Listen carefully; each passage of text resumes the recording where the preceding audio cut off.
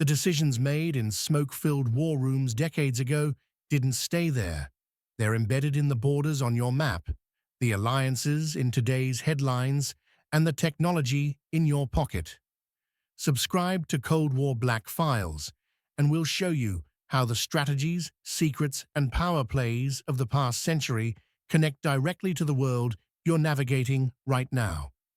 In January 1991, the world witnessed warfare like never before. For the first time in history, a conflict unfolded in real time on television screens across the globe. CNN's cameras brought the Gulf War into living rooms from Moscow to Beijing, from Paris to Tokyo. But nowhere were those images watched with more intensity, more dread, than in the concrete war rooms of the Soviet General Staff building in Moscow. The generals leaned forward in their chairs, studying the grainy footage with mounting horror. What they saw was impossible. Their T-72 tanks, the backbone of Soviet armored doctrine, the steel fist of communist military might, were being destroyed with surgical precision. One after another, these 35-ton machines exploded into fireballs, their turrets blown clean off, spinning through the smoke-filled air like discarded bottle caps. But the truly terrifying part wasn't the destruction itself. It was the invisibility of the destroyer. Iraqi tank crews, trained by Soviet advisors and equipped with Soviet equipment, reported engagements that defied everything the Red Army understood about mechanized warfare. They described being hit by an enemy they couldn't see, at ranges they didn't think possible, at times of day when combat was supposed to be impossible. Some crews never even knew they were under attack until the killing blow struck. Others caught brief glimpses of dark, angular shapes moving through the night like ghosts, firing and disappearing before return fire could be attempted. The Americans called it the M1 Abrams. The Iraqis called it the Devil's Chariot. The Soviets had no name for it at all, because according to their doctrine, according to their understanding of armored warfare, it shouldn't have existed. This wasn't just a military defeat playing out on television. This was the exposure of a technological chasm so vast, so fundamental, that it called into question decades of Soviet military investment. In those smoke-filled rooms in Moscow, watching their proxy arsenal burn in the desert, the generals understood something that the politicians would take years to accept. The Cold War was already over. They had lost, and they had lost because of a tank. The story of how America built this phantom begins not in the 1980s, but 2 decades earlier, in the jungles of Vietnam and the corridors of the Pentagon. By the late 1960s, American tank doctrine was in crisis. The M60 Patton, the main battle tank of the era, was a capable machine by the standards of World War II and Korea. But the world had moved on. The Soviets were fielding new designs, the T-72, and rumors of something even more revolutionary called the T-64. These machines featured 150mm and 125mm guns that could penetrate the M60's armor at ranges where the American tank couldn't effectively fight back. Worse still, the Soviets had quantity on their side. NATO planners estimated that in the event of a European war, Warsaw Pact forces could field 3, perhaps 4 tanks for every one NATO could deploy. The mathematics of attrition were brutal and simple. Even if American and European tanks achieved kill ratios of 2-to-1 or even 3-to-1, the sheer weight of Soviet armor would eventually overwhelm defensive positions through the Fulda Gap and into West Germany. The Pentagon's answer was a program called MBT-70, a joint development effort with West Germany. It was supposed to be revolutionary, a tank that could fire missiles, had a 152mm gun launcher, and placed the driver in a rotating capsule in the turret. It was also a disaster. The requirements kept expanding, the costs kept escalating, and the technical challenges kept multiplying. By 1971, with nothing to show but prototypes that didn't work and a budget that had ballooned beyond comprehension, Congress killed the program. The Army was back to square one. The Soviets were building newer, better tanks every few years. America was stuck with the M60, a design that traced its lineage back to the 1940s. Something had to be done, and it had to be done quickly. The solution was to be pragmatic rather than revolutionary. The new program, designated XM1, would use proven technologies where possible and take calculated risks only where absolutely necessary. The Army brought in General Motors and Chrysler Defense to compete for the contract. Each company would build prototypes, and the best design would win. Simple, straightforward, and most importantly, fast. But from the beginning, XM1 was shaped by one overwhelming reality. The next war would be fought in Europe, and it would be fought at night. Soviet doctrine called for massive armor assaults under cover of darkness. Their tanks were equipped with infrared searchlights and basic night vision equipment. NATO's defensive positions in Germany were designed to channel these armored columns into killing zones where prepared defenses could maximize casualties. But there was a problem. If you couldn't see the enemy at night, you couldn't kill them. And if you couldn't kill them, all the prepared positions and clever terrain analysis in the world wouldn't matter. The American response was thermal imaging, a technology so revolutionary that it would fundamentally reshape armored warfare.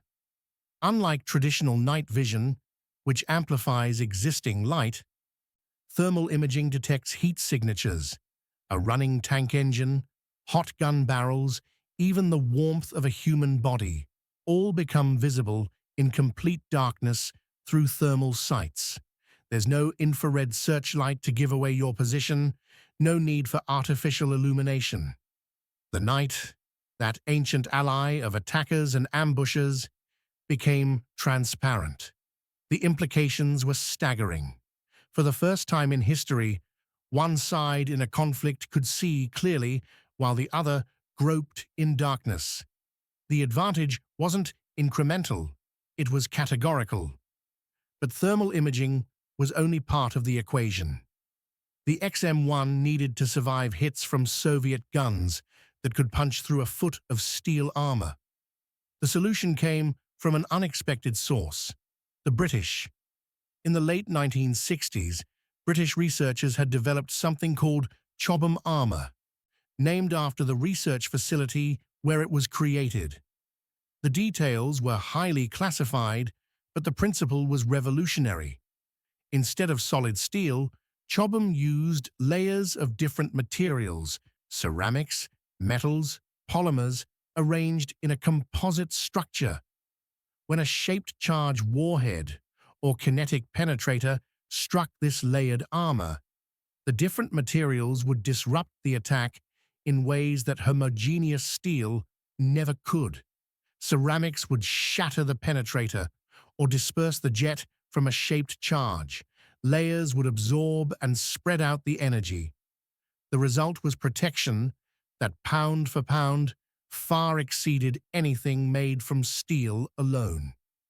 The British shared this technology with the Americans under the closest intelligence sharing agreement in the world.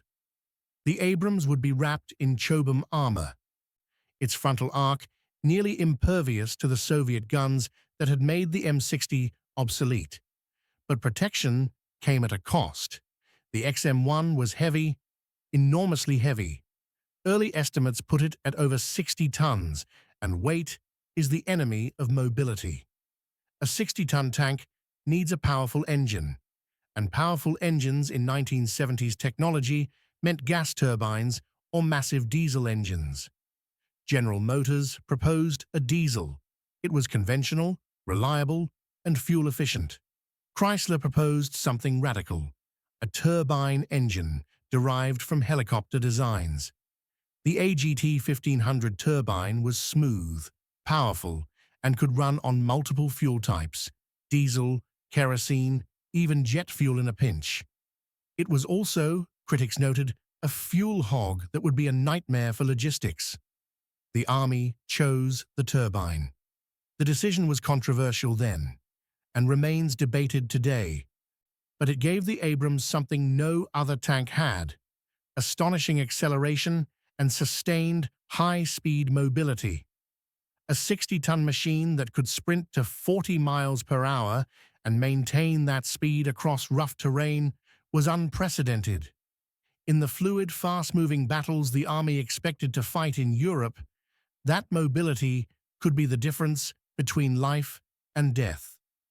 By 1980, the first production M1 Abrams tanks were rolling off assembly lines in Lima, Ohio, and Detroit, Michigan.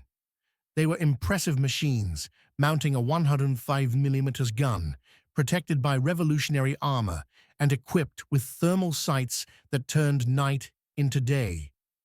But the Army already knew the 105mm gun wouldn't be enough. The Soviets were fielding the T-80, and intelligence suggested something even more formidable was in development. The 105mm could kill current Soviet tanks, but what about the next generation?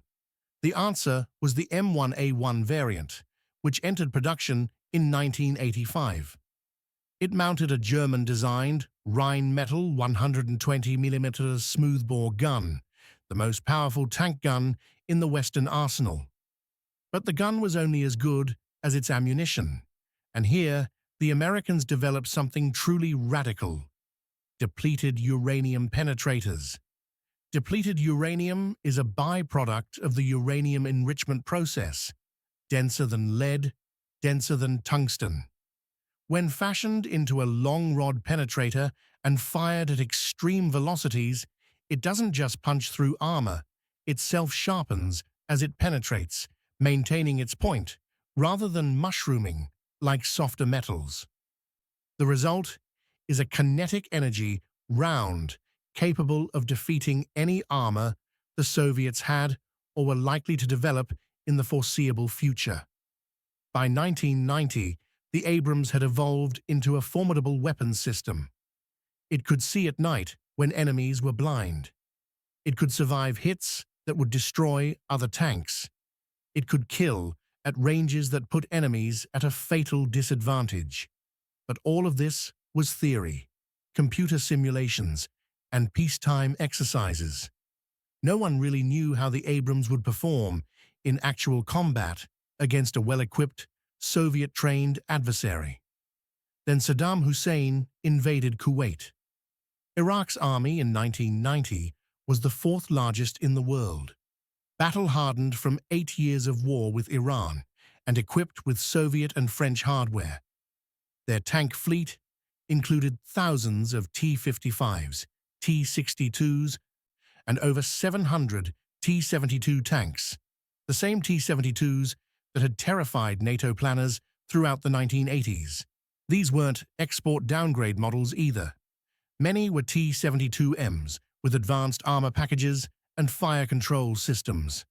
When Operation Desert Storm launched in January 1991, the world expected a bloody, grinding conflict. Saddam had promised the mother of all battles, and military analysts predicted thousands of American casualties. The Iraqi Republican Guard were considered elite troops who would fight fiercely for every kilometer of Kuwait. The stage was set for the first major armored conflict since World War II.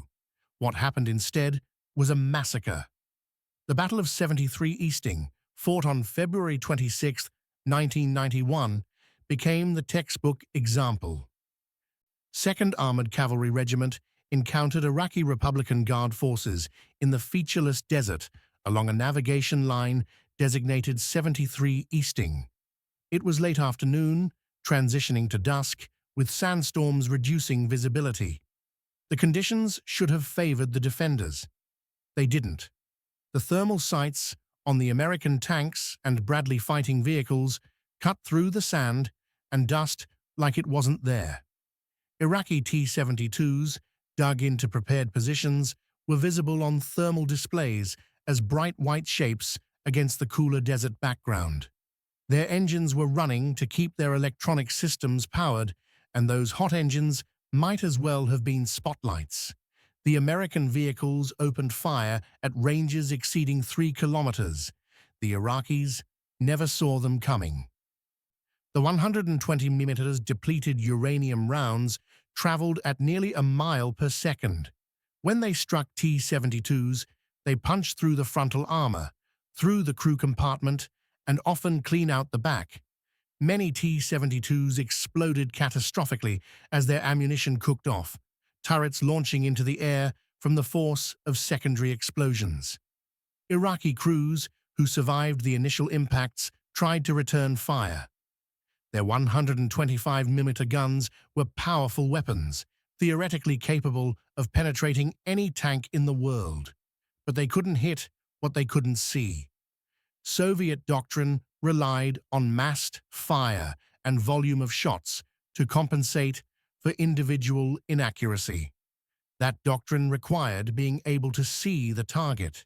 In the sandstorm and gathering darkness, the Iraqis were firing blind, if they managed to fire at all.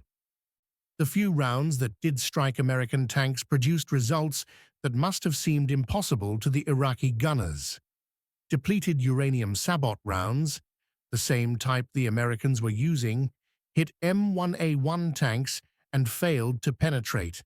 The Chobham armor did exactly what it was designed to do. It dispersed and absorbed the energy, turning potentially catastrophic hits into non-penetrating strikes that left the tanks operational. Some Abrams were hit multiple times and continued fighting. One tank took a direct hit from a T-72 at close range.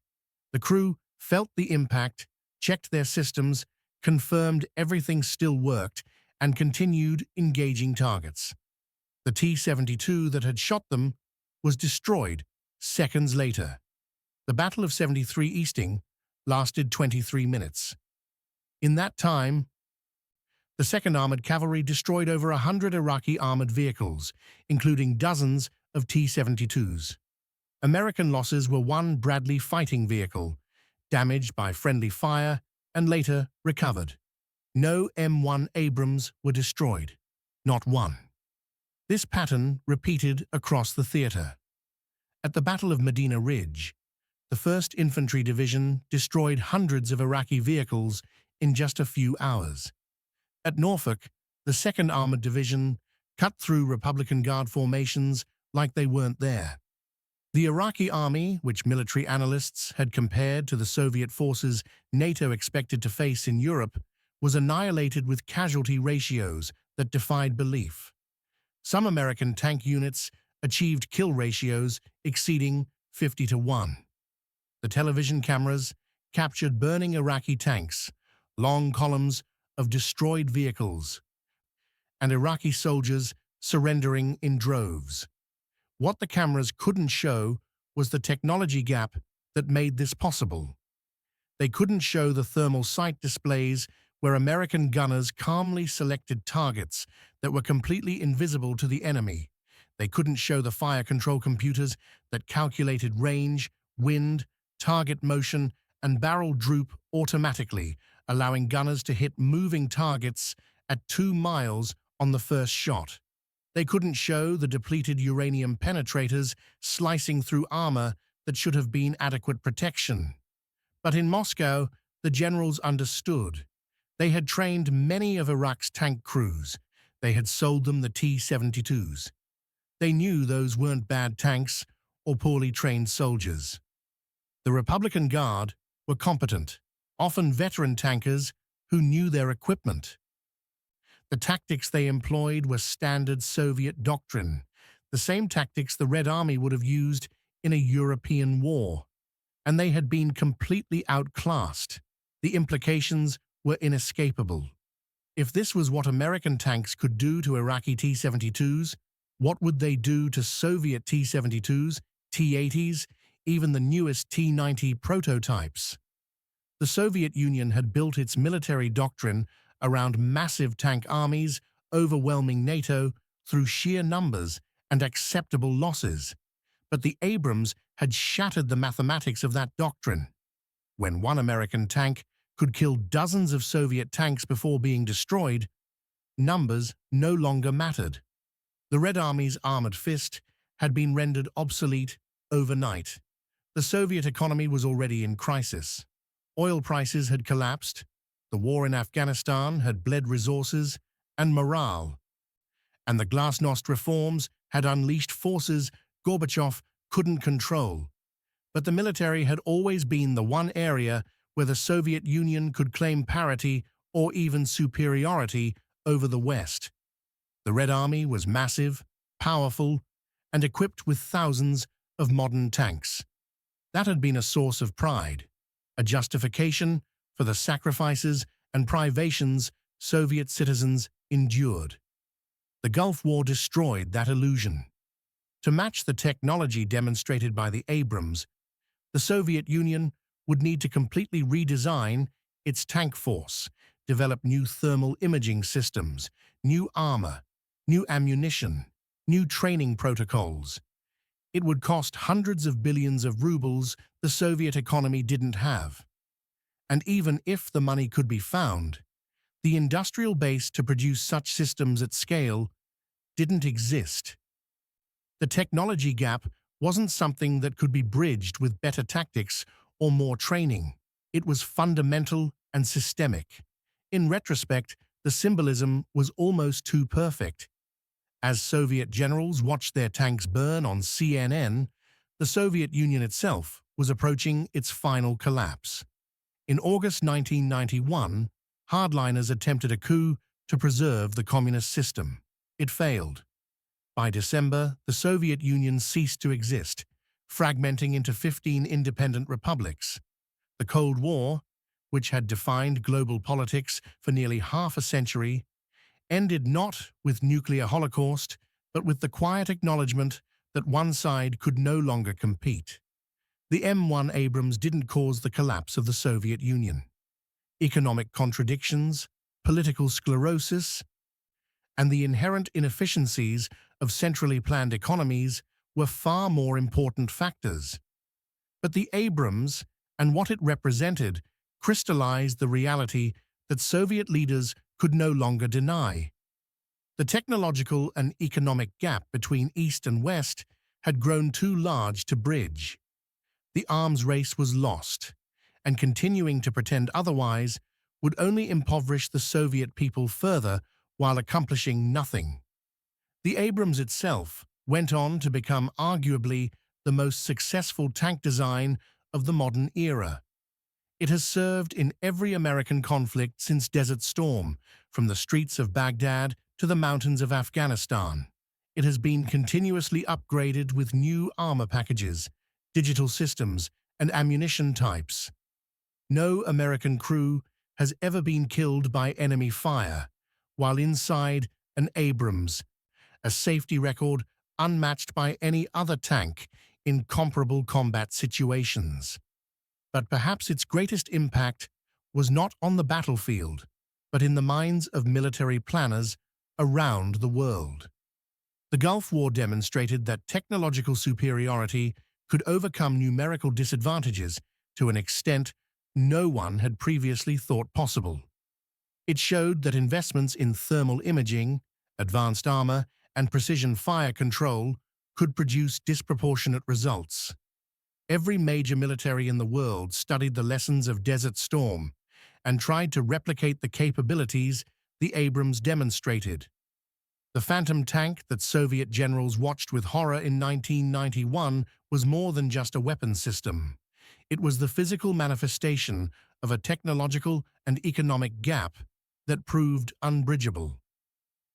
When those T-72 turrets spun through the desert air, blown off by unseen enemies, firing from impossible ranges, they carried with them the last illusions of Soviet military parity. The Cold War ended in many places, and for many reasons. But one of those places was the Iraqi desert, and one of those reasons was a 60-ton American tank that could see in the dark and kill from 3 kilometers away. The generals in Moscow understood this as they watched their tanks burn on television. The Phantom had been revealed, and it was more terrifying than they had imagined. If this caught your attention, there's a lot more where that came from. Subscribe so you don't miss what we're uncovering next.